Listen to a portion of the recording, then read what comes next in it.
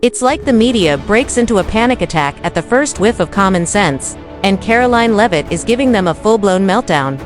She's not just answering questions as Trump's press secretary, she's flipping the table and torching the usual media spin in record time. Karoline's made it crystal clear she didn't come to play patty cake with reporters. When they drop their tired talking points, she doesn't blink, she counters with facts so sharp they leave the room stunned. Today, we're breaking down her latest viral takedowns, and believe us, you'll be hooked from the first rebuttal to the last zinger. Which White House official made the decision to bar the AP reporter from the Oval Office and the diplomatic reception room last night? Well, first of all, let me just set the record straight. It is a privilege to cover this White House. It's a privilege to be the White House press secretary. And nobody has the right to go into the Oval Office and ask the President of the United States questions. That's an invitation that is given.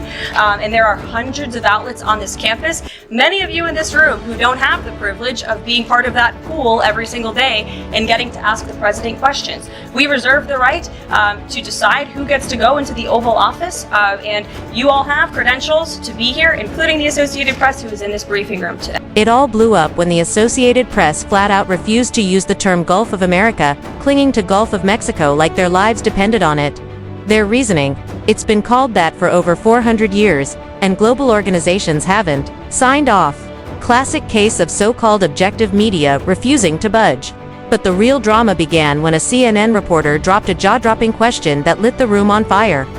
I was very upfront in my briefing on day one that if we feel that there are lies being pushed by outlets in this room, we are going to hold those lies accountable. And it is a fact that the body of water off the coast of Louisiana is called the Gulf of America. And I'm not sure why news outlets don't want to call it that, but that is what it is. The Secretary of Interior has made that the official designation in the geographical identification name server, and Apple has recognized that. Google has recognized that. Pretty much every other outlet in this room has recognized that body of water as the Gulf of America, and it's very important to this administration that we get that right, not just for people here at home, but also for the rest of the world. They refused because, let's face it, they're not journalists anymore.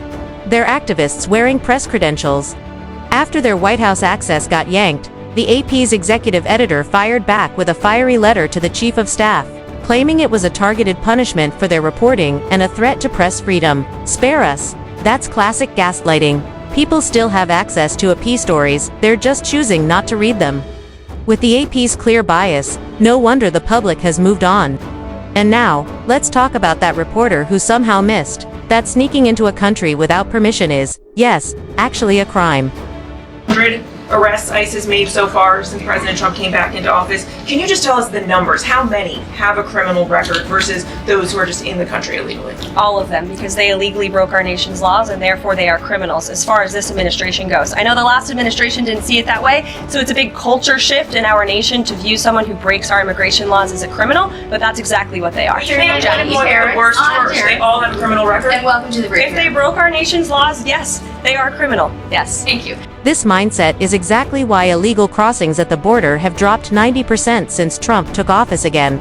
Just ask the New York Post, but don't expect legacy media to give him an ounce of credit. Funny how things shift when it's made painfully clear that illegal immigration won't fly and the law will be enforced. What was once a flood becomes a trickle. And Karoline didn't just go after reporters. She came out swinging at the left's over-the-top antics during the anti-dog political theater protests. And may I just point out, if you heard that type of violent, enticing rhetoric from our side of the aisle, from Republican leaders on Capitol Hill, I think there would be a lot more outrage in this room today. It's unacceptable, the comments that have been made by these Democrat leaders, and frankly, they don't even know what they're talking about. Because President Trump was elected with a mandate from the American people to make this government more efficient. He campaigned across this country with Elon Musk, vowing that Elon was going to head up the Department of Government Efficiency, and the two of them, with a great team around them, were going to look at the receipts of this federal government and ensure it's accountable to American taxpayers. That's all that is happening here, and for Democrat officials to incite violence and encourage Americans to take to the streets is incredibly alarming, and they should be held accountable for that rhetoric. You saw it. The meltdown from left-wing reps was off the charts. But let's not kid ourselves. If conservatives had said even half that stuff, the media would be demanding criminal charges. Hit that like button if you're sick of the double standards. And here's the kicker. Most of them didn't even talk about the actual spending waste. Instead, they obsessed over Elon Musk and Doge until Karoline dropped the real bombshell. She went after Politico, and what she uncovered had everyone doing a double take. So upon coming out here to the briefing room, I was made aware of the funding from USAID to media outlets, including Politico, who I know has a seat in this room. And I can confirm that the more than 8 million taxpayer dollars that have gone to essentially subsidizing subscriptions to Politico on the American taxpayers' dime will no longer be happening. The Doge team is working on canceling those payments now. Again, this is a whole of government effort to ensure that we are going line by line when it comes to the federal government's book. Time to clear the air. No, Politico didn't get handed $8.2 million in cash. But that money did flow in through subscriptions to their Hightier Pro service, a pricey insider plan for policy news. And while not every dollar came from USAID, it was funneled through multiple federal departments. Politico tried to get cute with a statement saying, "We've never taken government money, no grants, no subsidies." Technically true, but come on, that's still taxpayer funds rolling in. Some estimates say a single pro subscription ranges from $122 to a whopping $15,000 a year. So you do the math. How many government accounts did it take to rack up over $8 million? And all while Karoline was dishing out real-time smackdowns as the media circus spiraled. That common sense approach. President said he would work on extending the Abraham Accords, and Mr.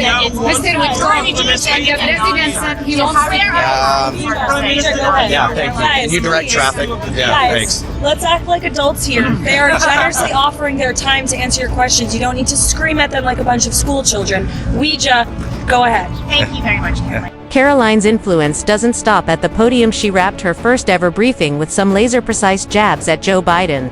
And it was nothing short of electric to watch. Good question, April. So look, the president, as you know, is incredibly accessible. First day here, he wanted all of you in the Oval Office. You got a 60-minute press conference with the leader of the free world while he was simultaneously signing executive orders. I may add, that's pretty impressive.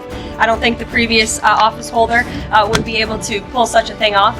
So look, the president is the best spokesperson that this White House has, and I can assure you that you will be hearing from both him and me as much as possible. And that, folks, is how you take on the mainstream media. Now we want to hear from you. Which of Karoline's moments hit the hardest? Drop your pick in the comments, and if your friends need to see a media takedown done right, don't forget to share this video with them.